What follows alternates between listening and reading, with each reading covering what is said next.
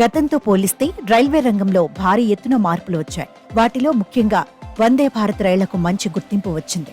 ఇప్పటికే చాలా మంది వీటిల్లో వేగంగా ప్రయాణిస్తూ గమ్యాలను చేరుకుంటున్నారు.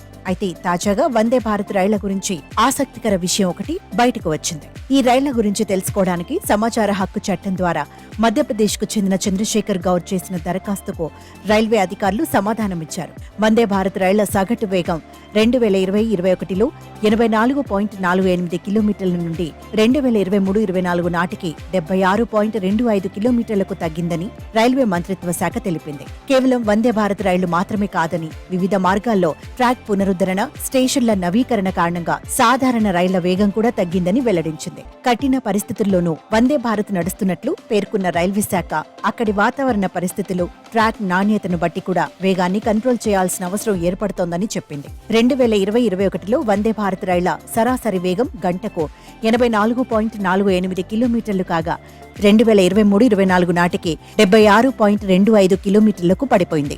2019 ఫిబ్రవరి 15న తొలిసారిగా వందే భారత్ రైళ్లను అందుబాటులోకి తీసుకొచ్చినప్పుడు రైళ్లను గంటకు 160 కిలోమీటర్ల వేగంతో ప్రయాణించేలా రూపొందించినట్లు ప్రభుత్వం వెల్లడించింది.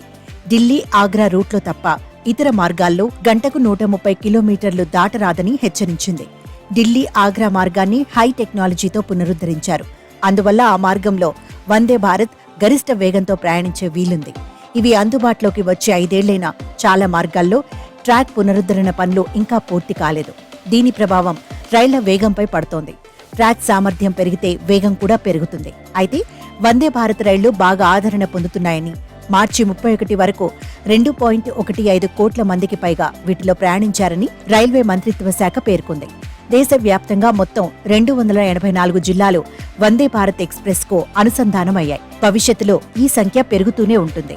రైల్వే నెట్వర్క్లోని 100 రూట్లలో మొత్తం 102 వందే భారత్ రైళ్లు సేవలు అందిస్తున్నాయని రైల్వే అధికారి ఒకరు తెలిపారు.